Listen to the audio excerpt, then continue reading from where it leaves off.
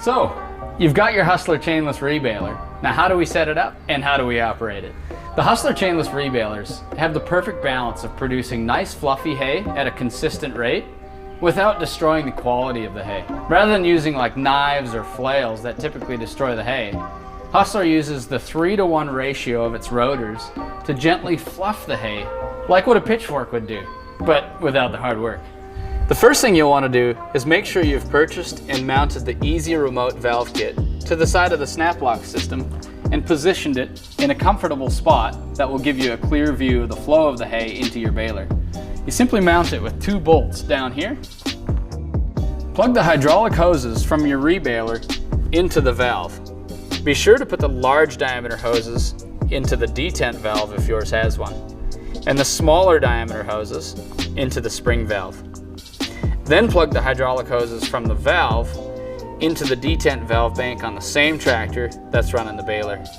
Make sure you pay attention to which is the supply and return hose. When you put the tractor hydraulics in detent, it sends the hydraulic oil up the supply hose. If you have a needle valve on the supply line, you'll most likely want to make sure this is all the way open.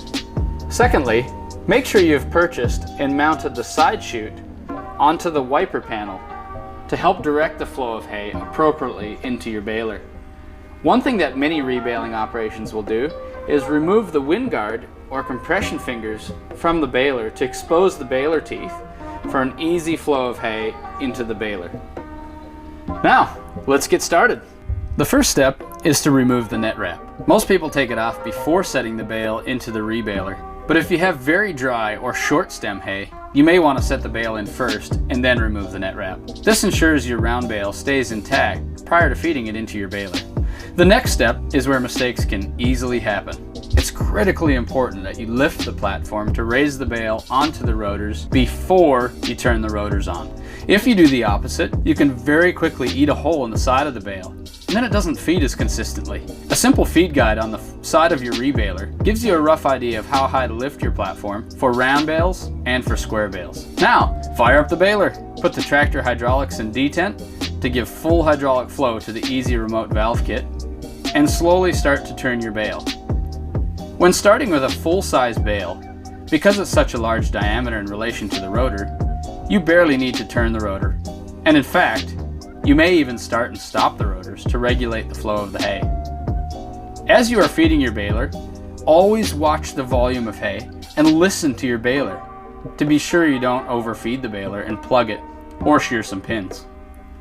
As the baler reduces in diameter, you simply bump the platform up slightly higher, about 4 or 5 times per bale. Typically when you get down to the core, it will be much tighter and you'll need to let the 3-to-1 ratio of the rotors tear that core apart.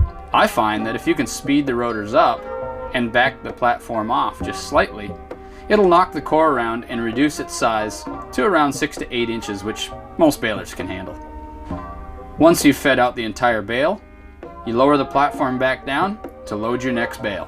Now that is how simple it really is. And with experience, that whole process should take you about 4 or 5 minutes per bale, depending on your baler. Now give it a try, and don't hesitate to reach out to us at hustlerequipment.com or give us a call at 855-430-0010.